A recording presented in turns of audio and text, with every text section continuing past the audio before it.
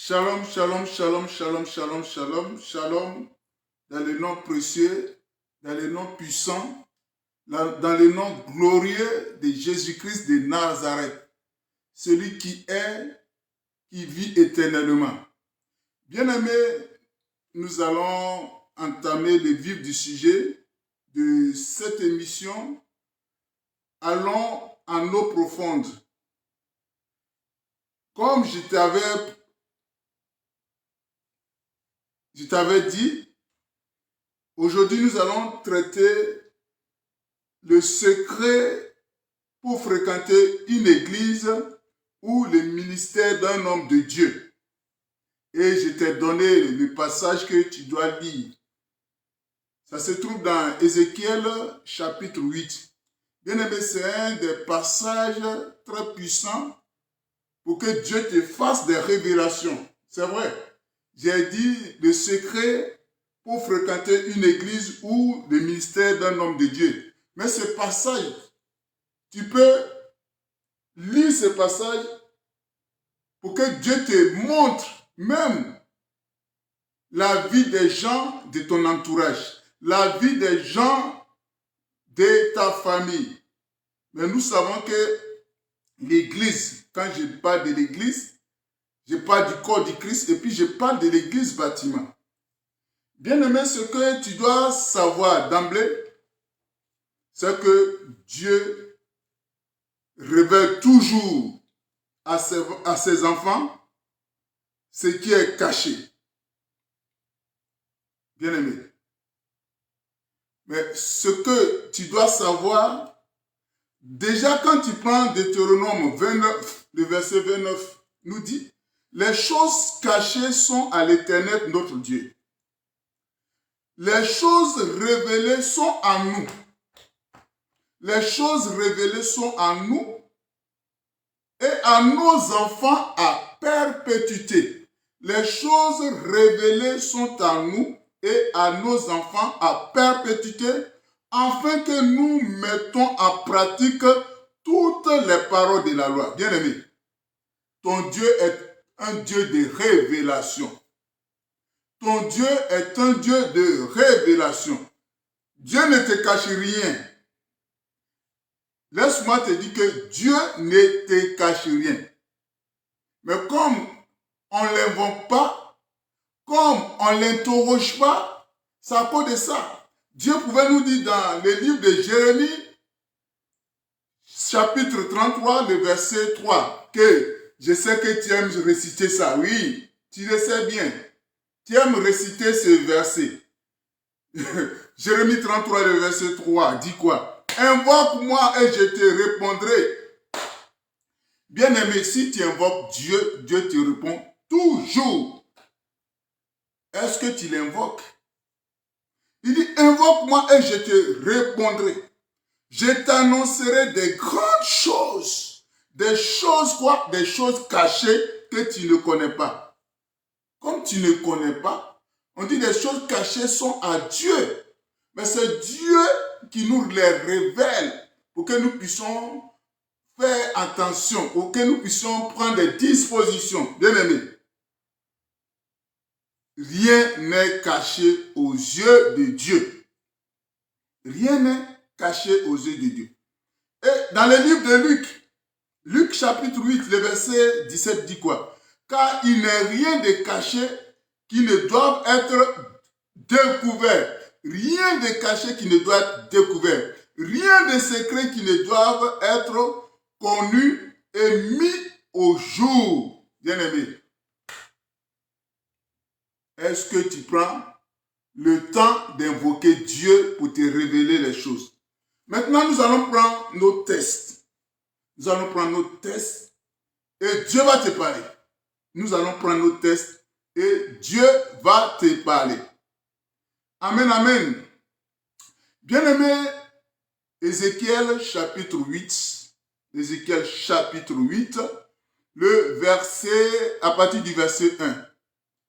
La Bible nous dit que la 6e année, le 5e jour du 6e mois, comme j'étais assis dans ma maison et que les anciens de Juda étaient assis devant moi, la main de l'Éternel, la main du Seigneur, l'Éternel tomba sur moi. Je regardais et voici, c'était une figure ayant l'aspect d'un homme. Depuis ses reins en bas, c'était du feu et depuis ses reins en haut, c'était quelque chose d'éclatant, comme de l'airain poli. Il étendit une forme de main et me saisit par les cheveux de la tête. La chose que Ézéchiel a vu, en fait, c'était l'Esprit de Dieu. Maintenant, il va te dire, l'Esprit m'enleva entre la terre et le ciel et me transporta dans des visions divines. Bien aimé, c'est dans des visions divines que Dieu a transporté Ézéchiel à Jérusalem. Voilà, je vais m'arrêter et puis je vais vous expliquer. Déjà, ce que tu dois savoir, c'est que Ézéchiel était à Babylone. Il était en captivité, mais Dieu l'utilisait pour prophétiser. Ézéchiel n'était pas dans le territoire de Juda. Ézéchiel n'était pas dans le territoire d'Israël. Ézéchiel était à Babylone. Parce qu'il faisait partie des déportés. Il faisait partie de ceux qui étaient captifs. Mais voici que les anciens de Juda sont venus pour le voir. Bien aimé, il était présent physiquement, mais en esprit, il n'était pas avec eux. Dieu l'a déplacé de Babylone jusqu'à Jérusalem. Oui, Jérusalem, là où Dieu a voulu que son nom soit invoqué à perpétuité. Jérusalem où se trouvait le temple de Dieu. Avant, l'arche de l'Éternel s'est déplacée, mais Dieu a permis que l'arche soit déposée à Jérusalem. Et c'est à Jérusalem que Salomon a construit le temple de Dieu. Et tous les Juifs convergeaient à Jérusalem pour venir adorer leur Dieu. Et voici qu'en vision, l'Esprit de Dieu transporte Ézéchiel jusqu'à Jérusalem. Et vous allez voir ce que Dieu va lui montrer. Bien-aimé, à l'entrée de la porte inférieure du côté du septentrion, où était l'idole de la jalousie, qui excite la jalousie de l'Éternel. Et voici, la gloire de Dieu d'Israël était là, tel que je l'avais vu en vision dans la vallée. Il me dit, fils de l'homme, lève les yeux du côté du septentrion. Je levai les yeux du côté du septentrion, et voici cette idole de la jalousie était au septentrion à la porte de l'autel à l'entrée, et il me dit, fils de l'homme, vois-tu ce qu'ils font? Des grandes abominations que commet ici la maison d'Israël pour que je m'éloigne de mon sanctuaire. Vous voyez, de mon sanctuaire. Mais tu verras encore d'autres grandes choses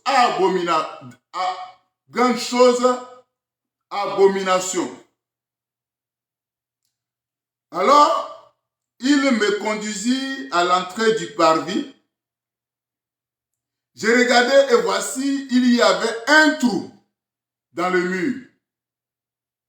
Je vais m'arrêter là aussi. Il y avait un trou dans le mur. Bien aimé, à partir du trou, tu ne peux rien voir. Pour connaître une personne, il ne faut pas voir la personne physiquement. Il faut entrer à l'intérieur de la personne. Il faut entrer à l'intérieur de la personne. Il faut entrer à l'intérieur du ministère de la personne. Il faut entrer à l'intérieur de l'église de cet homme de Dieu. Bien aimé, le mur que nous voyons, c'est ça. Il n'y a rien que tu peux voir. Mais Dieu va permettre qu'il y ait un trou. Mais quand quand tu vas regarder au niveau du trou, tu ne vas pas voir l'intérieur. Tu ne vas pas voir l'intérieur. Mais il faut que tu ailles à l'intérieur pour voir. C'est ce que Dieu va dire Ézéchiel de faire. Il me dit, fils de l'homme, perce la muraille. Tu dois percer les secrets d'une église. Tu dois percer les secrets d'un homme de Dieu. Tu vas percer le ministère d'un homme de Dieu.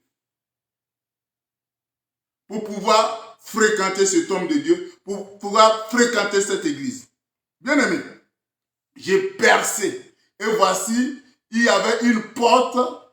Et voilà. C'est par la porte que tu vas rentrer maintenant pour voir ce qui se font dans nos églises. Pour qui se font dans la vie d'un homme de Dieu. Ce n'est pas son habillement, ce n'est pas sa renommée qu'il faut voir. Qu'est-ce qu'il commet comme abomination? Qu'est-ce qu'il commet comme... Bon, il peut être bien comme ne pas être bien. Mais c'est l'Esprit de Dieu qui va te révéler.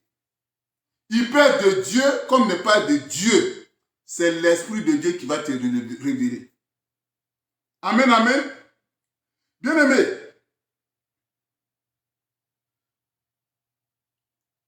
Il me dit, entre et vois les méchantes abominations qu'il commet ici.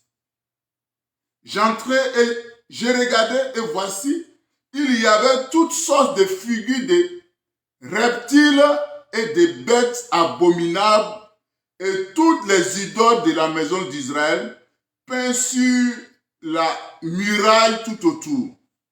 Bien aimé, est-ce que tu attends ce que Dieu est en train de te dire? Ce n'est pas à l'extérieur. Ce n'est pas à l'extérieur qu'il faut regarder. Il faut regarder à l'intérieur. Il faut regarder à l'intérieur.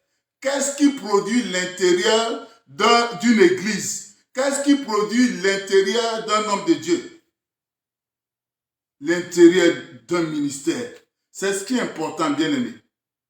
C'est ce qui est important pour toi et moi. Et c'est l'erreur que nous avons fait. Et bien aimé, quand tu rentres dans ces communautés, ou bien tu soutiens un homme de Dieu, un ministère, pour t'en sortir, pour sortir de là, c'est difficile. C'est très difficile. C'est très difficile. Parce que son esprit va t'environner, va t'envelopper. Et c'est Dieu seul qui peut te donner la grâce de t'en sortir.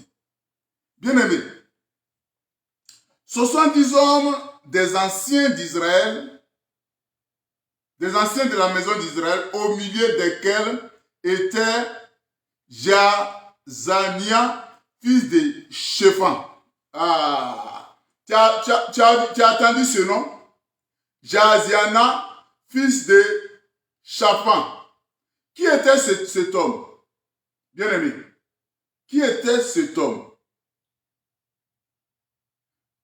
Tout ça, Dieu est en train de montrer à Ézéchiel ce que les gens faisaient dans son sanctuaire, ce que ces gens faisaient dans la maison de Dieu. Et il a touché un homme, bien aimé. Ça veut dire que Dieu, tu peux prendre mon nom pour prêcher, pour demander à Dieu, ah, cet homme de Dieu, est-ce qu'il est de toi ou bien il n'est pas de toi? Dieu va te révéler. Cette église, est-ce que c'est de toi ou c'est pas de toi? Dieu va te révéler. Bien aimé, est-ce que tu as entendu? Il y a un certain, comment il s'appelle? J'ai oublié même. Le nom que j'ai dit tout à l'heure là. Voilà. Les 70 hommes, on nous a parlé de Jaziana. Est-ce que vous connaissez cet homme? En fait, on dit fils Jaziana, fils de Shaphan. Bien aimé, lorsque tu lis dans les livres de 2 rois, oui, 2 rois 22, 2 rois 22, à partir du verset 11, à partir du verset 8 jusqu'à suite. En fait, c'est Shaphan, c'était le secrétaire au temps du roi Josias qui a participé à un réveil spirituel. C'est Shaphan, c'était celui qui a lu le livre de la loi lorsque le souverain sacrificateur Ilkija avait trouvé le livre de la loi. Donc, il a participé au réveil spirituel. Mais voici que son fils pratiquait l'abomination dans le temple de Dieu. Bien aimé, ça m'a interpellé. Bien aimé, ce n'est pas parce que une église a été conduite par un homme de Dieu qui était bien. Oui, il était bien. Et que les autres seront bien. Non. Lui, il peut bien commencer, mais ceux qui vont prendre sa relève peuvent mal commencer. Et aussi, c'est le contraire. Il peut mal commencer, mais ceux qui vont prendre la relève peuvent bien commencer. Voilà que ce Shaphan qui a participé au réveil spirituel, son fils faisait des choses abominables. Bien aimé, est-ce que tu connais l'homme de Dieu que tu fréquentes? Est-ce que tu connais sa vie spirituelle? Est-ce que tu connais la relation qu'il y a avec ton Dieu? Bien aimé, on s'élève, on s'en va à l'église parce qu'on regarde les miracles, on regarde les miracles. Mais Satan aussi peut faire des miracles. Satan aussi peut faire des miracles. Satan aussi peut faire des miracles. Donc, lui, son père a bien marché avec Dieu, mais lui, il a tourné dos à Dieu, il marche avec Satan. Il y en a beaucoup dans nos églises. Combien sont des serviteurs de Dieu qui savent tisser alliance avec Satan? Combien sont des serviteurs de Dieu qui ont abandonné la main de Dieu à cause des plaisirs de ce monde? Alléluia. Bien aimé, j'ai lu le verset 12 et il me dit, fils de l'homme, vois-tu ce qu'ils font dans les ténèbres, les anciens de la maison d'Israël, chacun dans sa chambre, plein de figures, et car ils disent, l'Éternel ne nous voit pas. Qui a dit que Dieu ne les voit pas? Qui a dit que Dieu ne les voit pas? Dieu les voyait, Dieu les voit. Et tu t'associes à ces hommes. Tu t'associes à ces hommes de Dieu. Bien aimé. Comment Dieu peut attendre ta prière? Dieu ne peut pas attendre ta prière. On va arriver là-bas. Bien aimé. Et je continue. Il me dit, tu verras encore d'autres grandes abominations qu'ils commettent. Et il me conduisit à l'entrée de la porte de la maison. Écoutez bien. À la porte de la maison de l'Éternel. Oh. À la porte de l'église. À la porte du ministère. Et il me conduisit à l'entrée de la porte de la maison de l'Éternel. À la porte de la maison de l'Éternel. À la porte de la maison de l'Éternel. Du côté du septentrion, et voici, il y avait là des femmes assises qui pleuraient Tammuz. Voilà, ça c'est l'idolâtrie, c'est l'idolâtrie. L'idolâtrie dans nos églises. L'idolâtrie dans nos églises. Tu sais, la vie de cet homme de Dieu, tu vas, tu es là, et puis tu rentres dans son église. Demain après, tes problèmes augmentent. Vous voyez? Et il me dit, vois-tu, fils de l'homme, tu verras encore d'autres abominations plus grandes que celles-là. En fait, au fur et à mesure qu'on avance, ce sont les abominations. Ce sont les abominations dans la maison de Dieu. Ce n'est pas ailleurs, c'est dans la maison de Dieu. Maintenant, le verset 16 dit quoi? Il me conduisit dans le parvis intérieur. On rentre dans le parvis. Vous savez, quand tu vois de la manière, tu vois l'arche de l'Éternel, c'est la même manière que le temple a été construit. Vous avez le parvis, bon, l'intérieur, donc jusqu'au lieu très saint. On dit, il me conduisit dans le parvis intérieur de la maison de l'Éternel. On rentre maintenant à l'intérieur de la maison de l'Éternel.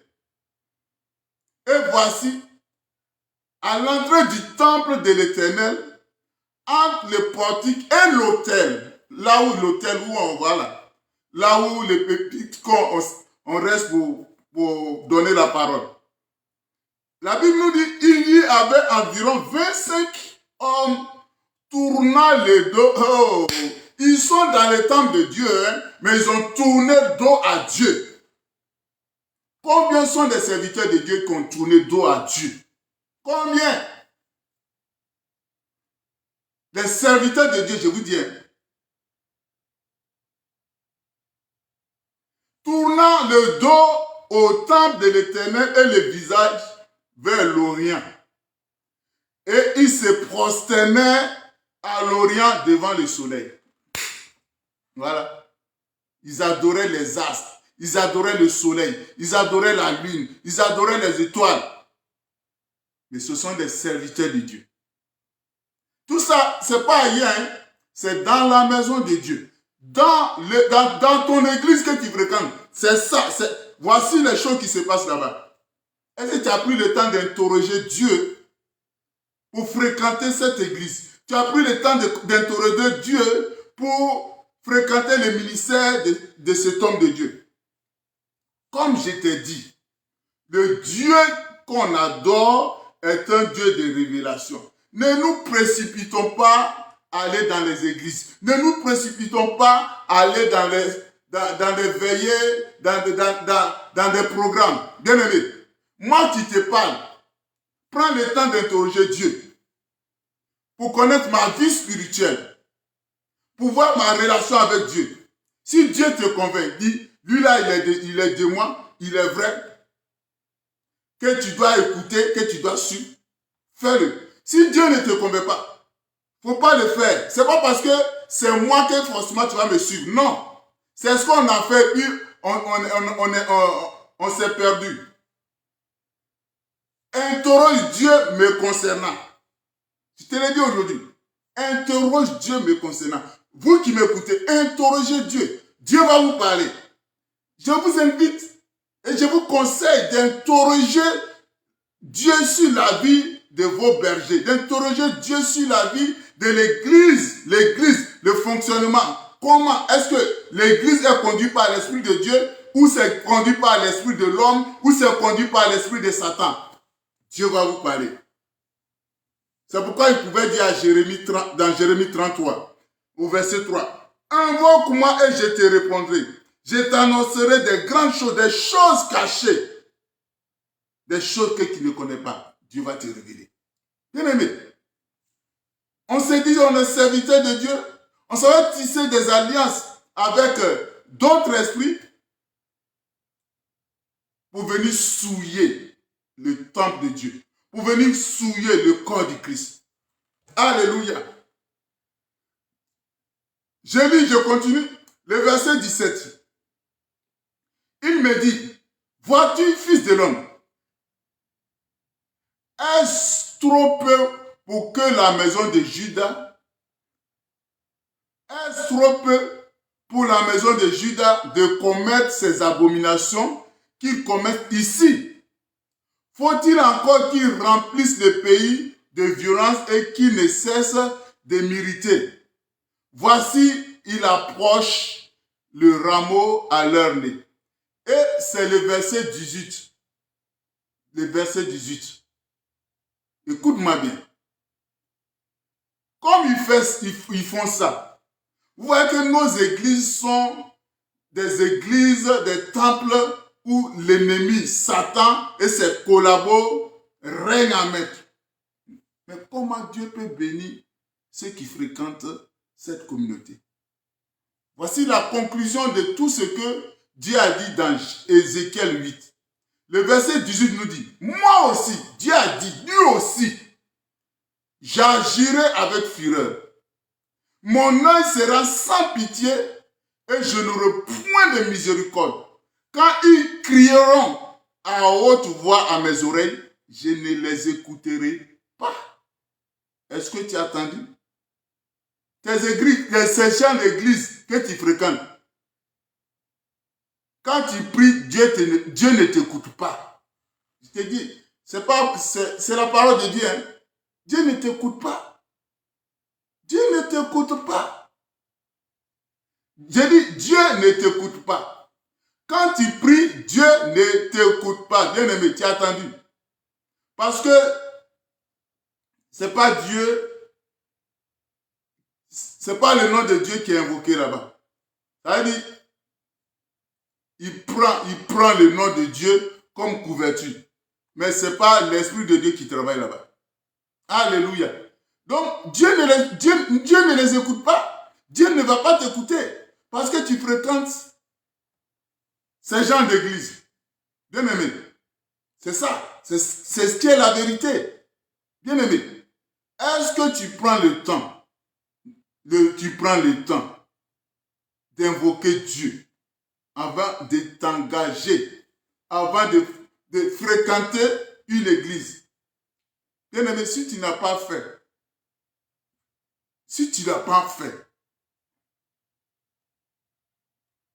prends cette résolution. Demande pardon à Dieu. Prends cette résolution. Invoque Dieu. Interroge Dieu. Il a été clair. Il a été clair dans Deutéronome 29, le verset 29. Les choses cachées sont à l'Éternel notre Dieu et les choses révélées sont à nous, toi et moi, et à nos enfants, à perpétuité, afin que nous mettons en pratique toutes les paroles de cette loi. Bien aimé. Et Dieu a montré tout ce qui s'est passé dans la vie de Jérusalem. Et précisément dans sa maison, la maison où son nom est invoqué.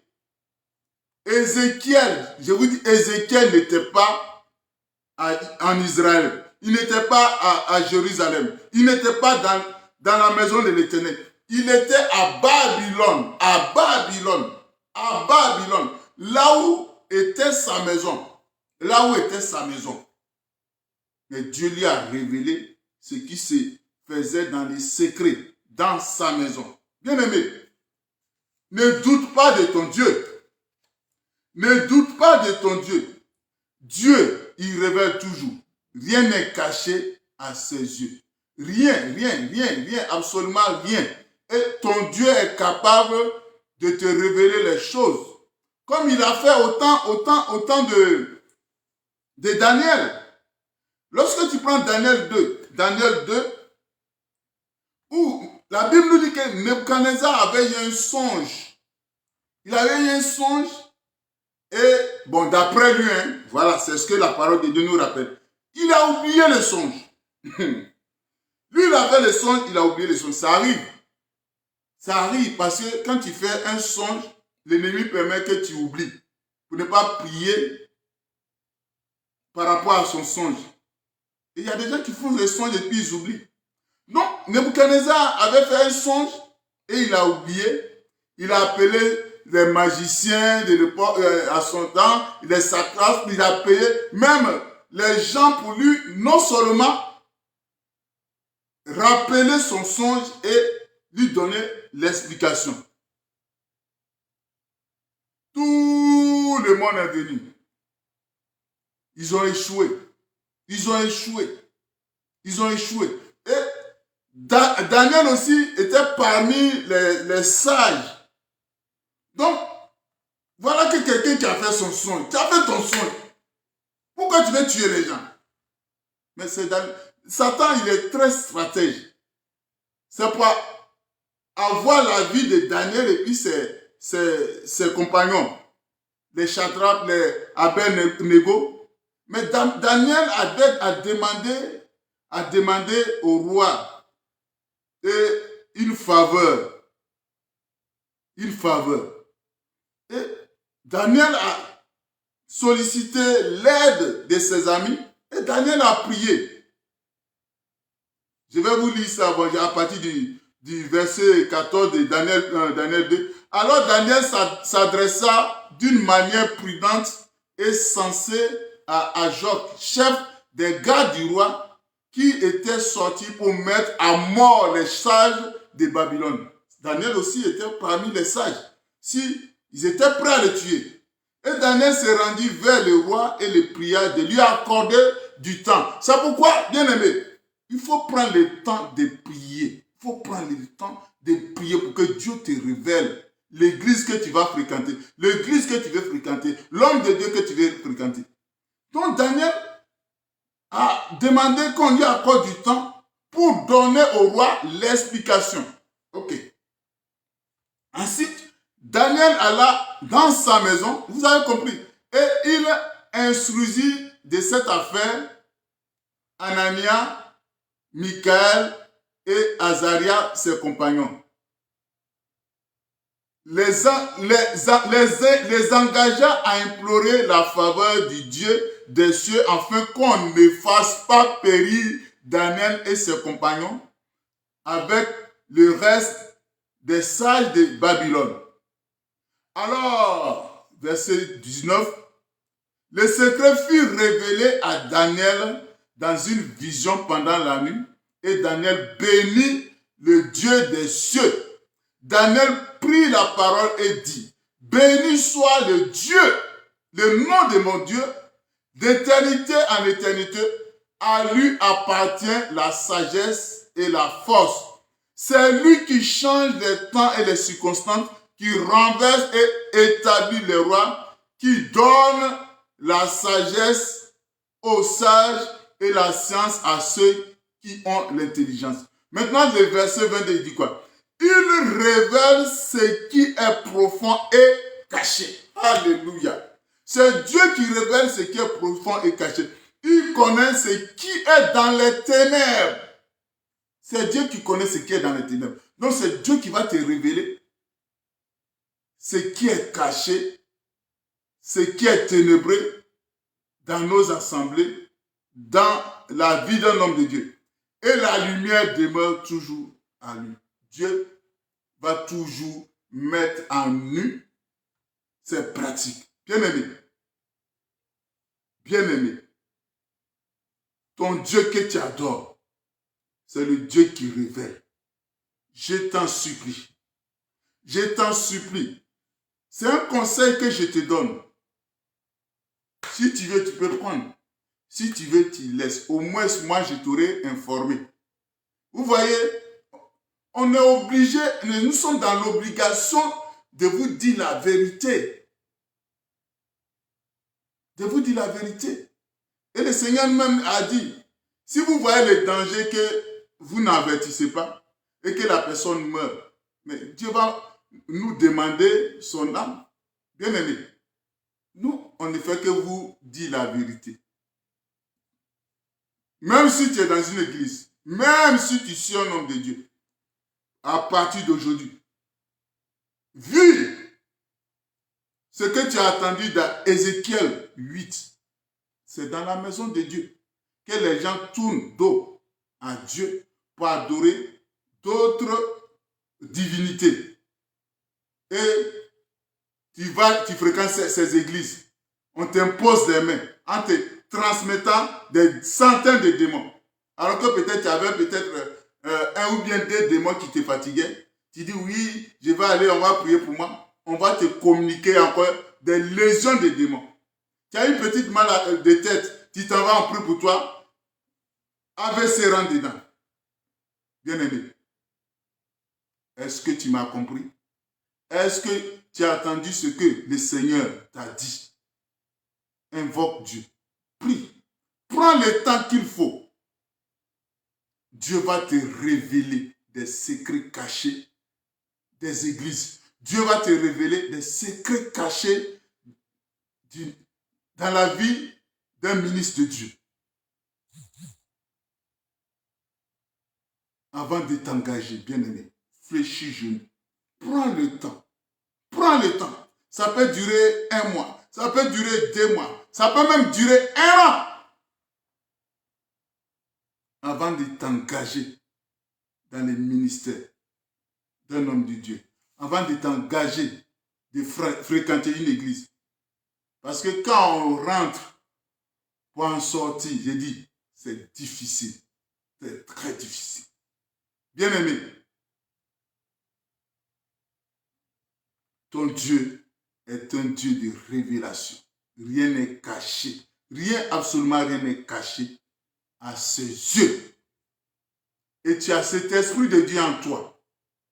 Tu as l'esprit de Dieu en toi. Comme on ne prend pas le temps d'invoquer Dieu, on ne prend pas le temps de prier. C'est vrai, on a des problèmes, on souffre. On veut que Dieu nous réponde favorablement. On veut que Dieu vienne à notre secours. Donc, sans calcul ni prière, on va de communauté en communauté, malheureusement. Les poids, on prend des poids, et puis, paf, il arrive que d'autres même abandonnent la main de Dieu. D'autres abandonnent la main de Dieu.